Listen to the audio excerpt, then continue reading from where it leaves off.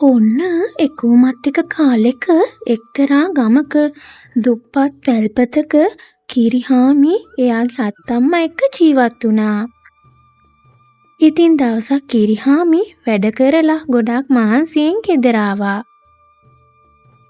අත්තම්මේ මේ ගිනියමට මගේ පණක් යයිද මන්දා. මගේ අතේ දිය පට්ට දාලා කොච්චර මහන්සි වුණත් ඒකට හරියන වැටුපක් ලැබෙන්නෙත් නැහැ. මගේ ඇඟපතත් මාර අමාරුයි. මට දැන් කොන්දේ අමාරුවකුත් ඇවිල්ලා. කොච්චර මහන්සි වුණත් තුන් වේල බඩ පිරෙන්න කන්න අපිට බැරි ඇයි අත්තම්මේ? එහෙම කියන්න එපා පුතේ. මගේ හිත ගොඩාක් රිදෙනවා. මේ වයසේ හැමෝටම ලැබෙන්න ඕන සතුට ඔයාගේ මූණේ නැහැ පුතේ. මගේ කරුමේ ඔයාට රජෙක් වගේ සලකන්නේ නැතුව ඔයාට කන්න බොන්න හරියට දෙන්න බැරිව මම ඉන්නේ. මගේ අප්පලේ පුතේ මගේ නරක කාලේ මම මොකට නොමැරී ඉන්නවද මන්දා පුතේ. අත්තම්මේ ඔයා හැර මට වෙන කවුද ඉන්නේ? ගමේ හැමෝම බඩ පිරෙන්න කනවා. ඒත් අපිට තියෙන්නේ මේ දියබත්. එලේ ගිනි ගන්න වගේ අවුවයි. මම පුළුවන් විදිහට හම්බ කරලා කන්න ගෙනත් දානවා. ඒත් දවසින් දවස මේ අවුව නම් අඩු වෙන පාටක් නැහැ. මොනවා කරන්නද කියලා මට නම් තේරෙන්නේ නෑ අත්තම්මේ. මේ අවුව ටිකක් අඩු වුණොත් හොඳයි නේද අත්තම්මේ? මට බය මේ අවුවට අපි මැරෙයිද කියලා. ඔයාගේ බය මට තේරෙනවා පුතේ. මං ඔයාට දෙයක් කියන්නම්. මට වයසයි. මං මැරුණට පස්සේ ඔයාව බලා ගන්න කවුරුත් නැහැ. ඔයාටම කියලා කෙනෙක් ඕනේ. ඔයාව විවාහ කරලා දීලා කෙල්ලෙක්ගේ අතට ඔයාගේ වගකීම බාර දුන්නොත් මට නිදහසේ මැරෙන්න පුළුවන්. ඔයාට බත් කටක් දෙන්න කවුරු හරි හිටියොත් මට ඒ ඇති. මට නිදහසේ මැරෙන්න. අත්තම්මේ ඔයා අපේ තත්ත්වය ගැන දන්නේ නැද්ද?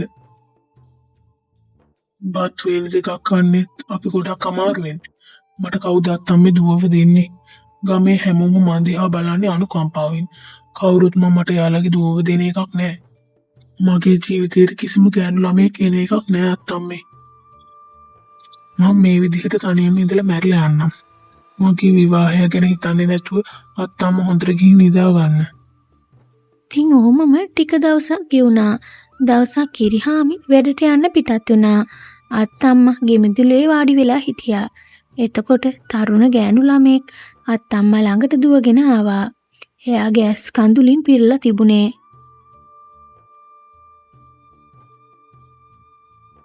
ආච්චි මව බේර ගන්න. ආච්චි මව හොයාගෙන කට්ටියක් එනවා. එයාලගෙන් මව බේර ගන්න. මේ පැල්පතේ මං හැංගෙන්නද ආච්චි?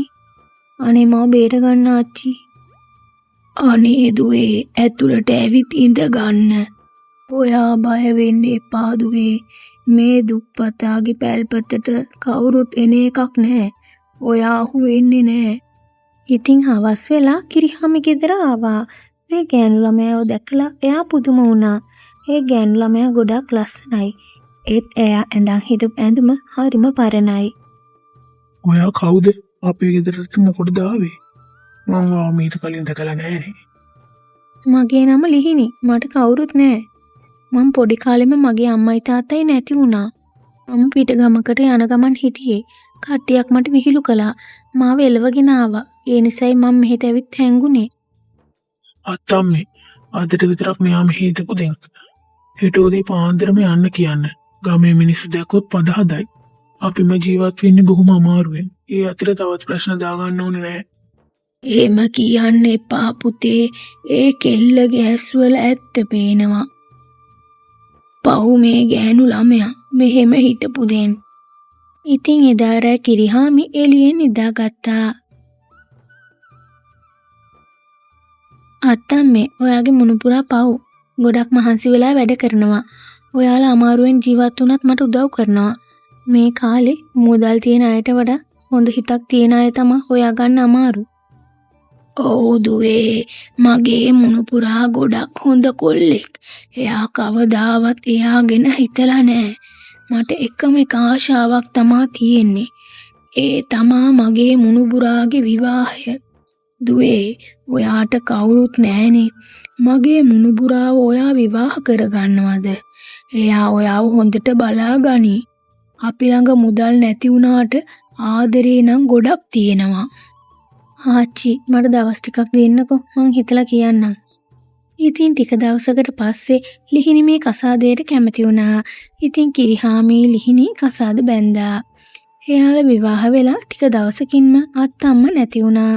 දැන් මේ ගෙදර ඉන්නේ කිරිහාමී ලිහිණි විතරයි. ඉතින් දවසක් කිරිහාමිගේ ගේ ඉස්සරහට අල්ලපු ගමේ පොලි ව්‍යාපාරික සිරිපාල ආවා. කිරිහාමි කොමගේ දුව? මගේ දුව මේ වගේ හිඟන්නෙක් ගෙදරට වෙලා හැංගිලා ඉන්නේ. ඔයාට කොච්චර හයියක්ද?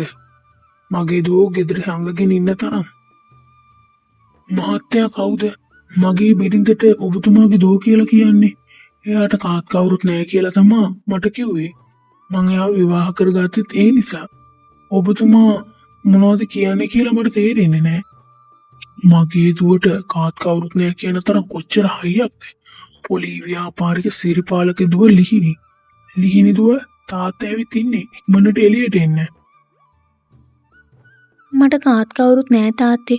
ඔයා වගේ රැවටිල්කාරයෙකුට දුව විලා ඉන්නවට වඩා මේ වගේ හොඳ මිනිස්සෙකුට බිරිඳ වෙලා ඉන්න එක මට ආඩම්බරයක්. ලිහිණි ඔයා මේ මොනවද කියන්නේ? ඔයා පොසත් ගෙදරක දුවෙක්ද? ඇයි මට මේ ගැන කිව්වේ නැත්තේ? මොකටද මාව රැවට්ටුවේ? මට සමා වෙන්න. මගේ තාත්තා කරපු පවට වන්දි ගෙවන්න තමා මම මෙහෙට ආවේ. තාත්තේ මං ඔයාගේ දිනපොත කියෙව්වා. අවුරුදු 20කට කලින් කිරිහාමිගේ තාත්තා ගිරිම ඔයා එයාව රවට්ටලා අරගෙන තියෙනවා. ඒ දුකට තමා ඒ මිනිස්සයා නැති වුනේ. මෝඩි ඒ මගේ ව්‍යාපාරය. මේ කිලිටු ගෙදරද ඔයා ඉන්න කැමති? ඔව් තාත්තේ. තාත්තා මට දීපු හැම බත් ඇටයකම දුප්පතෙක්ගේ කඳුළු තියෙනවා. ඒ නිසා තමා මං ගෙදරින් ආවේ. ඔයාගේ දුව වෙලා මං ඉපදුනේ පව මෙයාගේ බිරිඳ වෙලා මං නැති කරගන්නවා. තාත්තේ ඔයා මොනවා කිව්වත් මං තාත්තා කියන්නේ නැහැ. මං ඉන්නේ මගේ මහත්තයා එක්ක. ලිහිණි ඔයා මගේ තාත්තගේ මරණයට හේතු වුණු කෙනාගේ දුවද? මගේ තාත්තව මරපු කෙනා මගේ ගෙදරට ආපහු එයි කියලා මං හිතලවත් බැලුවේ නැහැ. ලිහිණි දැන් ඔයා ආර ඊට මේ ඔප්පුව මට දෙනවද නැද්ද? තාත්තේ ඒ ඊටම තාත්තාගේ නෙවෙයි අපේ. මේ ගැන මම මේ ගමේ හැමෝටම කියන්න තමා මම මෙතන ඉන්නේ. ඉතින් සිරිපාල ලිහිණිව බලෙන් එක්කන් යන්න හදපු නිසා ගමේ මිනිස්සු ගම් ප්‍රධානියා ළඟට ගිහින් මේක කිව්වා. මහත්තයා මේ කිරිහාමි මගේ දුවව රවට්ටලා කසාද බැඳලා මට සාධාරණේ ලබා දෙන්න. තාත්තගේ පැත්තේ කිසිම සාධාරණයක් නැහැ. මහත්තයා මේ තියෙන්නේ තාත්තගේ දිනපොත. මේකේ තාත්තා කිරිහාමිගේ තාත්තාගේ ඊටම රවට්ටලා ගත්ත කියලා ලියලා තියෙනවා. මට මගේ තාත්තගේ දේපල එපා. මගේ මහත්තයාට ලැබෙන්න ඕන කොටස ලැබුණත් ඇති. මේ බලන්න සිරිපාල ඔයා කිරිහාමිගේ තාත්තගේ ඊදම රවට්ටලා අරගෙන කියලා මේ දිනපොතේ පැහැදිලිව ලියලා තියෙනවා. ඔයාට ඊදමයි ඒකට අදාළ වන්දි මුදලයි කිරිහාමිට ගෙවන්න ඕන. නැත්නම් මම ඔයාට කසපාර 100ක් දෙනවා. එපා මහත්තයා මගේ දුව මගේ ඇස් දෙක පෑදුවා. කිරිහාමි මට සමා වෙන්න. ඔයාගේ දේපල ඔයාටම දෙන්නම්. මගේ දුව හොඳට බලා ගන්න. මහත්තයා මගේ ඊටම විතරක් මට ඇති. වෙන අයගේ දේපල මට ඕන නැහැ. මගේ ලොකුම දේපල මගේ බිරිඳ. මගේ අත්තම්මගේ කැමැත්තට මම මෙයාව කසාද බැන්දේ. දැන් මම මෙයත් එක්ක ගොඩක් සතුටින් ජීවත් වෙනවා. ඉතින් ඊට පස්සේ කිරිහාමී ලිහිණි ඊටම ඔප්පුවත් අරගෙන සතුටින් ගෙදර ගියා. ඉතින් දෙන්නම රෑබෝ වෙලා මෙහෙම කතා වුණා. ලිහිණි අද වුණු දේවල් මට හීනයක් වගේ. මගේ තාත්තගේ මරණයට හේතු වුණු කෙනාගේ දුව ඔයා. ඒක දැනගත්ත වෙලේ මං අන්තුම් කුඳුම් වුණා. මම මොනවද කරන්න ඕන? ඔයත් එක්ක ඉදිරියට ජීවත් වෙනවද නැද්ද කියලා මං කලබල වුණා. ඇයි මට මේ හැමදේම හැංගුවේ? මට සමා වෙන්න. ඒ ඇත්ත හංගගෙන මං ගොඩක් දුක් විඳා. ඔයාව රවට්ටන්න මම මෙහෙට ආවේ නෑ. අත්තම්ම ඔයාව කසාද බඳිනවද කියලා ඇහුවම අපේ තාත්තා කරපු පව් වලට වන්දි ගෙවන්න මම මේ කසාදයට කැමති වුණා. ඔයා මාව හොඳට බලාගත්තා. එතකොට තමා සතුට තියෙන මුදල් මත නෙවෙයි ආදරේ මත කියලා මං දැනගත්තේ. මට ගොඩක් සතුටුයි. ඔයා වගේ බිරිඳක් ලැබපු එකට. අර දේපල වලට වඩා මට ගොඩක් වටිනවා ඔයාව. ඒත් මුදල් තියනවා කියලා අපි ආඩම්බර වෙන්න හොඳ නැහැ. ඔයා කියන දෙයක් තමයි ඉතින්. අපේ ඊට මේ වගා කරගෙන ආත්තම්මගේ ආශිර්වාදයත් එක්ක අපේ ඉදිරි අනාගතේ ජීවත් වෙමු. මාත් ගොඩක් ආඩම්බර වෙනවා ඔයා වගේ මහත්තයෙක් මට ලැබුණ එකට. ඉතින් ඉදයින් පස්සේ ලිහිණී කිරිහාමී ගොඩක් සතුටින් ජීවත් වුණා.